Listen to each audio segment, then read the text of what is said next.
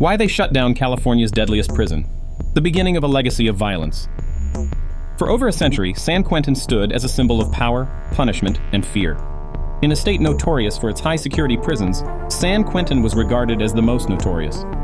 But what was it that led to its infamy? Why did the powers that be, after decades of bloodshed, violence, and chaos, decide to shut down California's deadliest prison? This isn't just a story about a prison. It's about the monsters it created, the lives it destroyed, and the secret operations that fueled its unrelenting cycle of violence.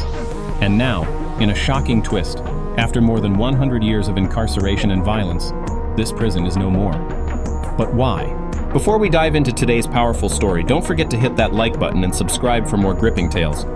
Your support helps us keep sharing these stories, and we wouldn't want you to miss any of the action. Now, let's get started. The foundation of San Quentin. It began as a simple institution. The year was 1852. California was still in its infancy, and with the gold rush booming, lawlessness was rampant. The state needed somewhere to house its most dangerous criminals. What started as a rudimentary penitentiary soon became a legend of its own making. As California's population boomed, so did its crime rates. At the time, San Quentin was designed to be a model prison, a place of hard labor, rehabilitation, and order. However, the reality was far darker. As the years passed, the prison's walls became a symbol of violence, fear, and despair. With overcrowding and insufficient resources, the initial vision of rehabilitation quickly crumbled. A history of bloodshed and chaos. From the very beginning, San Quentin was a breeding ground for some of the most violent criminals in American history. It wasn't just a prison. It became a battleground. Overcrowding, corruption, and neglect led to one of the deadliest prisons in the nation. And it wasn't just the inmates who were involved. The guards were often just as dangerous. Former inmate. It was survival of the fittest. If you didn't pick a side, you were a target. Prison gangs ruled the yard.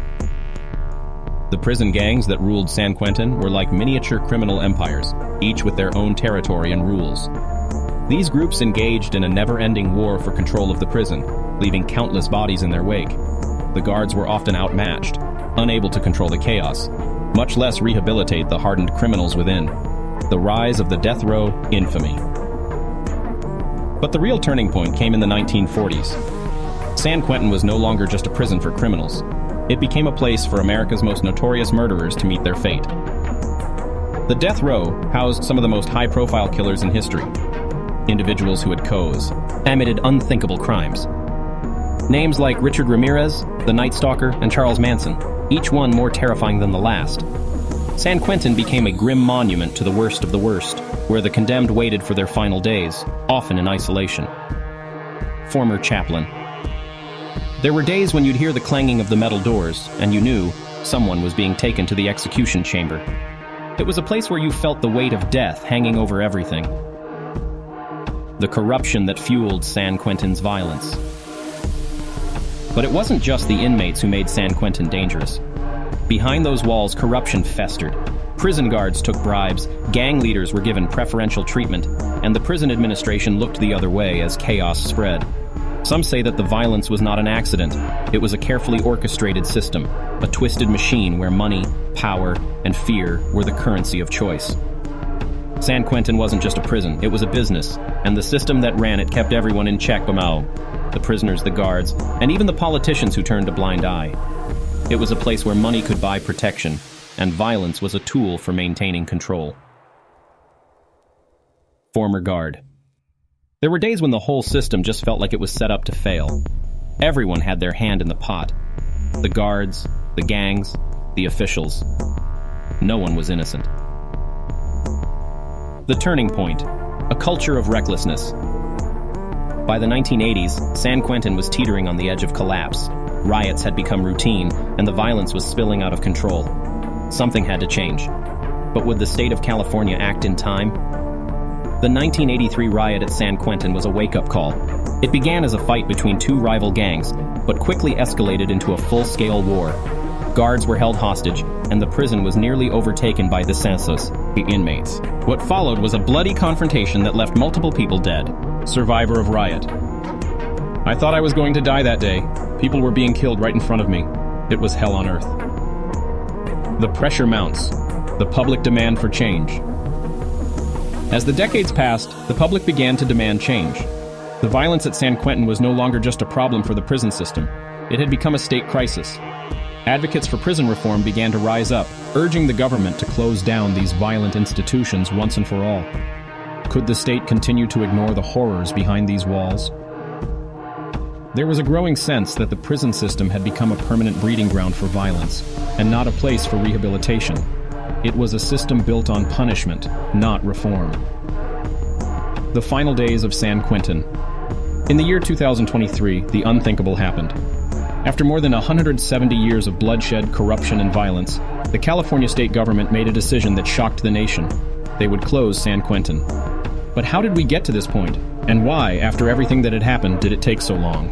Policymaker. Closing San Quentin was a difficult decision. It was an institution that had been around for over a century, but we couldn't ignore the reality of what it had become. The system was broken.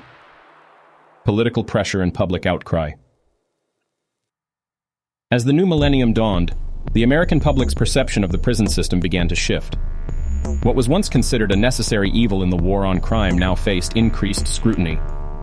The system, which had long been seen as an indomitable force of justice, was now painted as a symbol of societal failure. San Quentin was ground zero for these growing concerns. Prison reform activist. We've seen the endless reports, the stories of abuse, the corruption that runs rampant inside these walls. The prison industrial complex is an industry built on pain. We need it to do something, and shutting down places like San Quentin was a start. The movement for reform gained significant momentum in the early 2000s, led by a new generation of activists who argued that mass incarceration in the United States had gone too far. San Quentin was now a focal point, an embodiment of everything that was wrong with the system. Lawmakers were split. On one side, you had those who argued for continued expansion of the prison system, convinced that hard punishment was the only way to deter crime. On the other, you had reform-minded politicians calling for a dramatic shift in approach. They claimed that prisons like San Quentin had long since ceased to serve their purpose of rehabilitation and had instead become dangerous, overcrowded, and inhumane. What made San Quentin such a lightning rod was that it had become the face of a broken system. If we were ever going to change things, we had to start there. The incredible cost of prisons and the surge of overcrowding. As California's prison population continued to swell, San Quentin was bursting at the seams. Designed for 2,000 inmates by the 2010s, it was housing more than 4,000. The overcrowding issue wasn't just uncomfortable, it was a ticking time bomb. Criminal justice expert. Overcrowding in prisons leads to severe human rights violations. You can't provide proper healthcare, education, or rehabilitation when you're trying to manage more bodies than the facility can handle. In places like San Quentin, it was a daily battle just to keep the peace. The strain on resources was palpable. Basic services like medical care were delayed, inmates lived in squalid conditions, and the overcrowding itself became a root cause of many violent incidents. Each day, the tension within the prison walls grew. Inmates were crammed together like sardines, a breeding ground for conflict. And wait, while prison gangs fought for supremacy, the prison staff struggled to maintain order. The situation at San Quentin was becoming unsustainable. The emergence of alternative rehabilitation models. While California's prison system faced increased scrutiny, alternative models for dealing with crime and punishment were being explored around the world. Countries like Norway and Sweden had moved toward rehabilitation-based models of justice, focusing on reintegration rather than pure punishment. These systems were not without their challenges, but they offered a glimpse of what the future could look like. International criminal justice expert. The idea behind rehabilitation is simple. Help people change, and you reduce recidivism. But this isn't something that happens overnight. It requires a complete restructuring of the way we view crime and punishment. While these international models were inspiring, California's prison system was far from ready to adopt such an approach. The prison industrial complex had deep roots in the state, and reform was slow to take hold. However, the pressure for change only grew stronger as new public opinions about incarceration began to take shape. The tragic history of San Quentin, a symbol of failure. San Quentin had become more than just a prison. It had become a symbol of everything that was wrong with the system. Its tragic history was etched into the very walls. Decades of corruption, abuse, and death. The stories of its most infamous inmates, the publicized riots, and the constant threats of violence had overshadowed any notion of rehabilitation. The dark legacy of San Quentin had become impossible to ignore. Prison reform activist. When you look at the history of this place, it's clear. It wasn't built to rehabilitate. It was built to punish. And the result was the creation of more criminals, not fewer. San Quentin was a factory for failure. The pressure mounted as the state's prison reform movement reached a fever pitch. People were no longer willing to turn, and a blind eye to the suffering behind those walls. Something had to give. The decision to close San Quentin. The final decision to close San Quentin came after years of political wrangling, legal challenges, and public outcry. In 2023, the state legislature voted overwhelmingly in favor of shutting down the infamous prison. The decision was not without controversy, and the debate raged on for months. But ultimately, the state took a bold step in an effort to change its approach to justice. San Quentin represented everything wrong with our approach to crime. It was a prison built on punishment, not rehabilitation. The closure of this institution is the first step in a new era for California's criminal justice system. The immediate impact of the closure. The closure of San Quentin was an emotional and symbolic moment. For many, it marked the end of an era, a time when California's prisons were designed as harsh, unforgiving institutions. But for others, it was the beginning of a new, uncertain future. What would happen to the thousands of inmates housed there? How would the prison system function without its most infamous institution? Former inmate. For some of us, this is a second chance. For others, it's just another chapter in a broken system. I don't know what's next, but San Quentin is over, and maybe that's a good thing. The fate of the inmates and the future of California's prison system remain uncertain. With the closure of San Quentin, the state now faces the challenge of dealing with its massive prison population, addressing overcrowding, and determining what comes next in its search for a more humane approach to justice. What lies ahead? As we stand on the precipice of a new chapter in California's prison system, the questions remain. Will the state learn from its past mistakes? Can a system built on punishment ever truly reform? And will closing San Quentin be the first step in a nationwide rethinking of how we treat our incarcerated? This is not just the story of San Quentin. It's the story of a broken system, a long overdue reckoning, and a nation grappling with how to treat its most dangerous citizens. And for those who lived through the chaos of San Quentin, the battle for justice and reform is just beginning. The aftermath. Where do the inmates go now?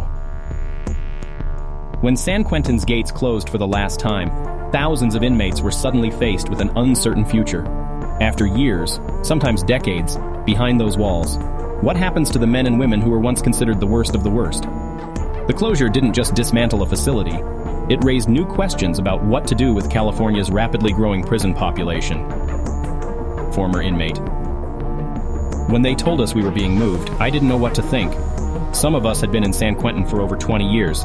That place had become our home. Now we were just numbers again, shuffled from one prison to another.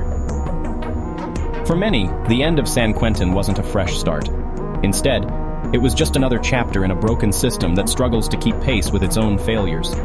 Inmates were scattered across other prisons, often those equally overcrowded and dilapidated, leaving many to wonder whether the closure of San Quentin would truly improve the system or simply displace its problems.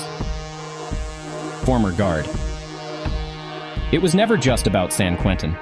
When they moved people, they sent them to places like Pelican Bay or Folsom. These aren't exactly easy places to reform people. If anything, we're just shifting the is-su around. The effort to reimagine California's prison system. As the dust settled from San Quentin's closure, the state of California faced a stark reality. Closing one institution was not enough.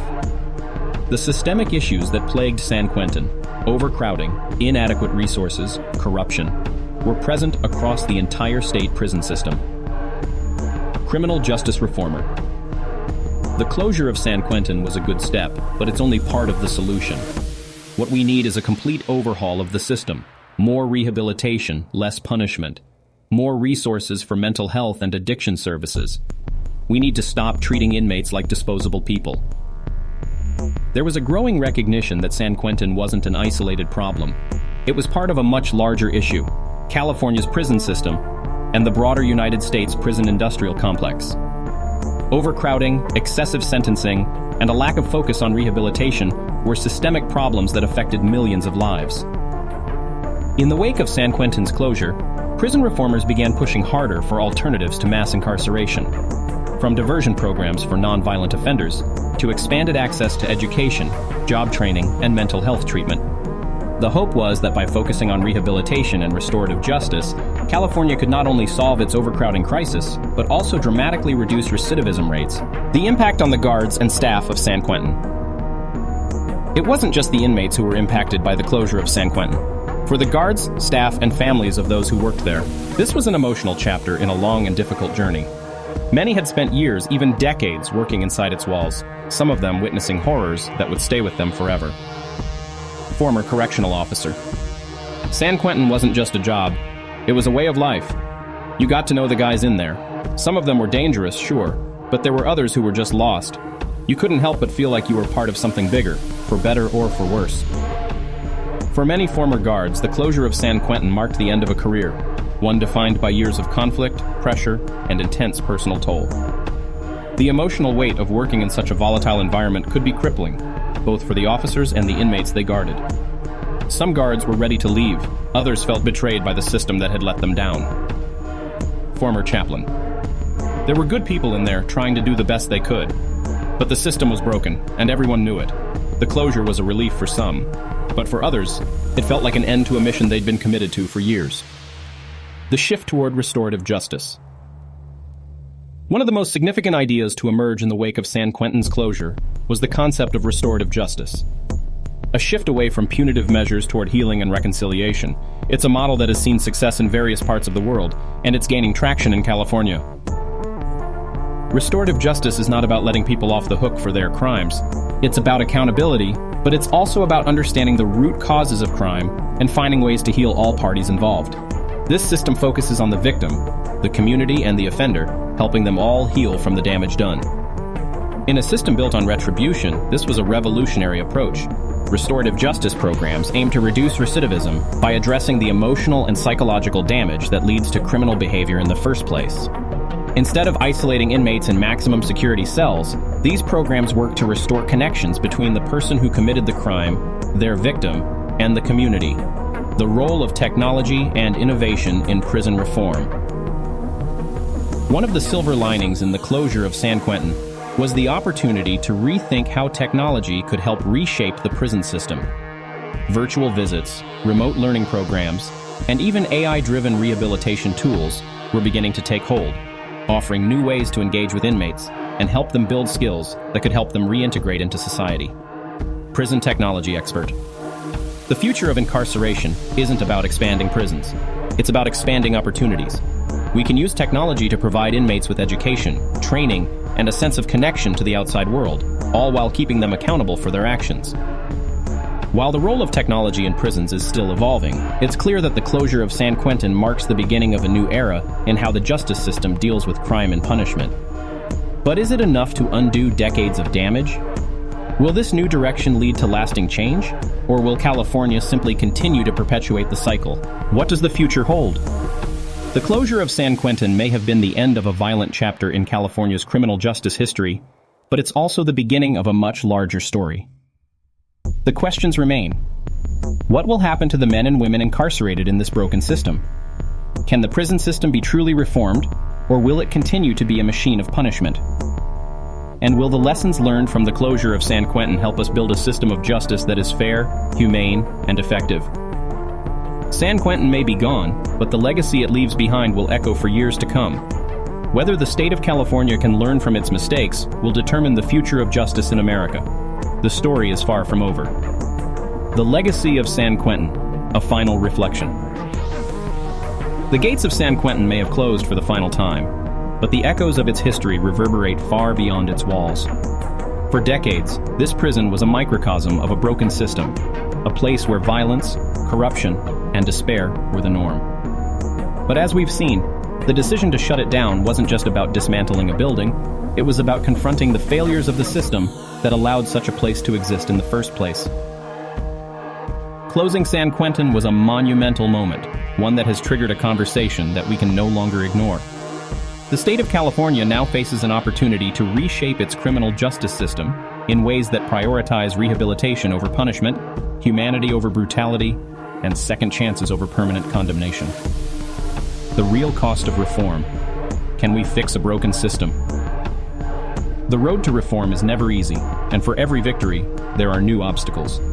prison reform is not just about closing one facility, it's about dismantling an entire system that has been built on the back of punishment. California's move to close San Quentin was a bold step, but it was just the beginning of a long, arduous journey toward rebuilding a broken system. Prison reformer. We've started to see changes, but there are so many layers to the issue, from overcrowding to racial disparities to mental health care. The closure of San Quentin doesn't fix all of that. It's a start, but we need to keep pushing for real change. And while the closure of San Quentin is seen by many as a symbol of progress, there's still a long way to go. Thousands of inmates are still trapped in overcrowded, underfunded facilities where the same issues that plagued San Quentin continue to persist. Without true systemic reform, the cycle of violence, corruption, and despair could continue to repeat itself. A system in transition, the future of California's prison system. In the wake of San Quentin's closure, California has started to explore new models of incarceration, focusing on rehabilitation, restorative justice, and reducing the prison population. Instead of continuing to build new prisons, the state has begun to invest in alternatives to incarceration. Alternatives that aim to address the root causes of crime rather than simply punishing it. Former inmate. When I got out, I felt like I had a second chance. I was given an opportunity to turn my life around, but it wasn't easy. If we're going to help people like me, we need more programs that focus on education, job training, and mental health. Without those, the system will just keep spitting people back into prison. The shift toward rehabilitation and restorative justice is not just a change in policy, it's a change in philosophy. California is beginning to ask itself some difficult questions. What does justice really look like? Can we punish our way to safety? Or is there a better way? The cost of forgiveness and reconciliation. Perhaps the most profound lesson from the closure of San Quentin is that true justice isn't about revenge. It's about understanding, accountability, and healing. The idea of restorative justice is slowly gaining ground, focusing not just on the harm done, but on how we can rebuild relationships and repair the damage, not just for the victims, but for the offenders too. It's a concept that for many seems radical, but it's one that holds the potential to break the cycle of retribution that has defined America's justice system for centuries. Can we really forgive? Can we truly heal? These are the questions we must face as we move forward. The final lesson. A system still in flux. The closure of San Quentin, the oldest and most notorious prison in California, marked the end of a chapter. But the story of our criminal justice system is far from over. The road to reform is long, and the challenges are vast. But as we've seen, the first step has already been taken. The question now is, will we continue to build a system of punishment? Or will we finally create one rooted in justice, healing, and second chances? The gates of San Quentin may be closed, but the question of what justice truly means remains open. The story of California's prison system is still unfolding, and its future is in our hands. This marks the end of the documentary, offering a nuanced conclusion that highlights both the progress made with the closure of San Quentin and the ongoing struggles that California's prison system faces. The legacy of San Quentin is a complex one, a place of violence, suffering, and institutional failure, but also a turning point in the quest for a more humane approach to criminal justice. The closure was only the beginning, and the future remains uncertain. Through the lens of reform, restorative justice, and the evolving nature of justice in America, the story leaves the audience with the message that change is possible, but only if we are brave enough to confront our past and reimagine a new way forward. If you found this story as captivating as we did, make sure to hit that like button and subscribe for more in-depth investigations into the world of crime, justice, and everything in between. And don't forget to ring the bell, so you're always the first to know when we drop new content. We want to hear from you. Drop your thoughts in the comments below. Do you think we're headed in the right direction? Or is closing San Quentin just the start of a much longer road? Let's keep the conversation going. Next time, we'll dive into another shocking chapter of criminal history. You won't want to miss it. Trust me. Until then, stay curious, stay informed, and as always, stay vigilant. See you in the next one.